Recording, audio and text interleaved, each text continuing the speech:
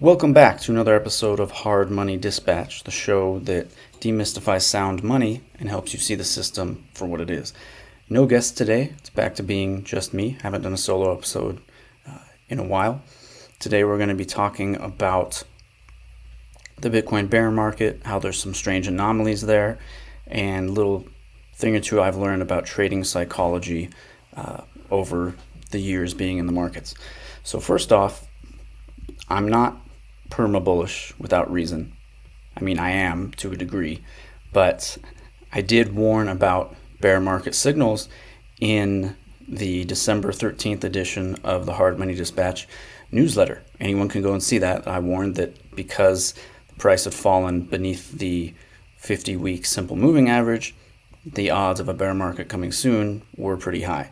So it's not as though I'm just trying to pump my bags or whatever. What people always say, somebody accused me recently of keeping the retail bid warm, just trying to get people to buy Bitcoin, which is a fair criticism.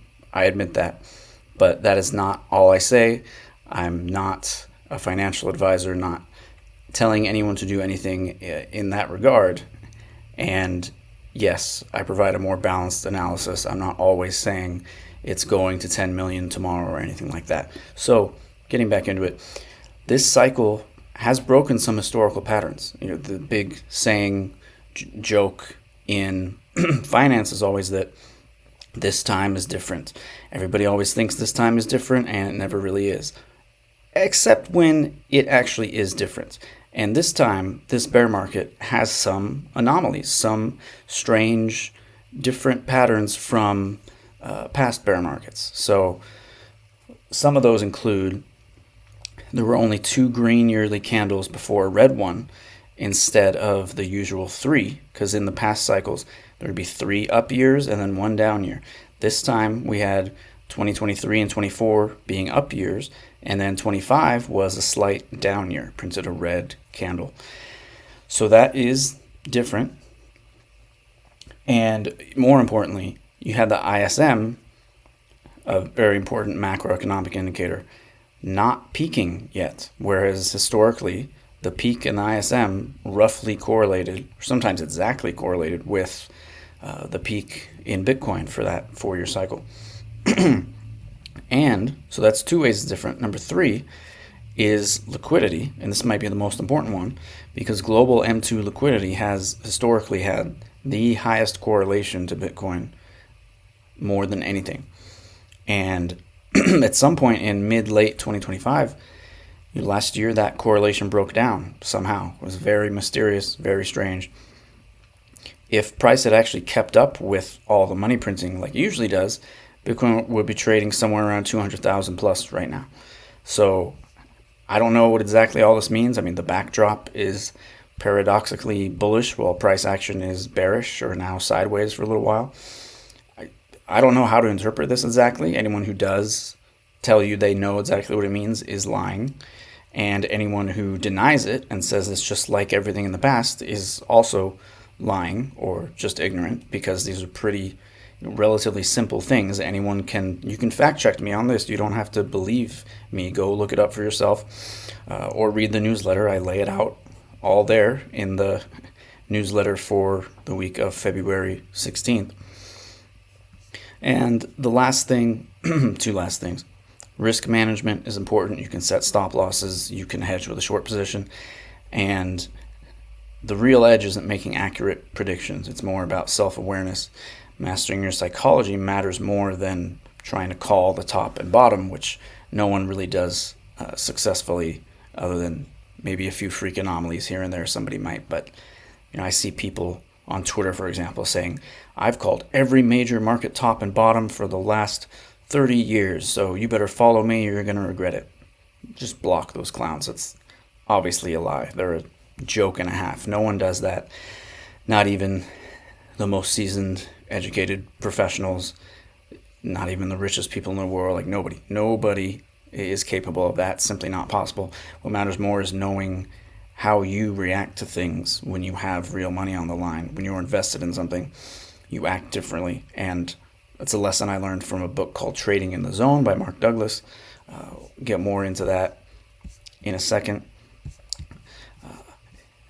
So I was talking about things that make this cycle a little different so far, and there's an interesting chart here that I included in the newsletter from Nico Smeed on LinkedIn. Posted it. It's from Nice Hash and Digital Mining Solutions. Shows the duration of past bear markets from peak to bottom was typically about a year, anywhere from 364 days at the least to 384 days at the most. Somewhere in between there has been the length of the past few bear markets. Right now, we're about 109, 110 days into this, I think. And so that would suggest we've got most of the rest of this year to go, right? And Benjamin Cohen does great analysis on this. According to him, the bottom will be either in May or in October. He thinks it's more likely to be October. I think the odds are looking higher that it could actually be May or sooner, because everything is so different and the macroeconomic backdrop is just so insanely bullish that the price action doesn't really make sense. Could have something to do with the fact that 75% of all trading volume is now derivatives.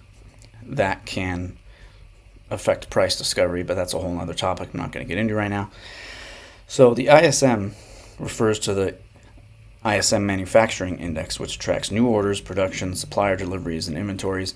It acts as a leading indicator of freight demand and overall shipping activity in the economy. It's one of the most, if not the most important macroeconomic indicators out there. And in the past, in 2011, the Bitcoin market peaked. ISM was at about 58. 2013, it was at 57. Early 2018, it was bouncing around just beneath 60. And then the 2021 bull market peak, the ISM was at about 65, it looks like. And this time, so in the past, it's always been 55, 56, or higher, even above 60. Okay, and this time, at the time of the Bitcoin peak, ISM was just at 48. So that is very strange. And interestingly enough, there's a pretty big jump in ISM in the months following the peak in October, where it's gone from 48 to now being at 52.6. So that's roughly a 10% jump. With that and global liquidity rising, it should be bullish for Bitcoin. So again, this is very strange, and there's not enough people talking about it in a reasonable manner, in my opinion. There are people talking about it, and they're saying new all-time highs are coming in 2026 for sure. The bear market's fake. Is 500,000 coming soon. I don't know about all that. I mean, I can kind of see where they're coming from, I guess, but I think we need to be a little more realistic and realize that there's a chance these correlations are just breaking down, and nothing is really different other than that. The cycle structure could stay intact, and the market just doesn't react to these things in the same way it used to. My opinion, my take is that it's just the timing has changed.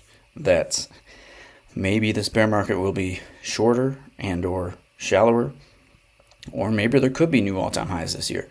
One thing is that it's very unpredictable right now. Like, all the models are broken. You can't really infer too much from the past trends anymore necessarily, aside from maybe the big things like the 200-week moving average acting as a support, for example. But other than that, it's just really hard to predict and see, even think about what's going on and what's going to come next. So it's more about managing your own situation and doing what's best for you and making sure that you don't freak out and you don't make bad emotional decisions based on fear and greed and all that.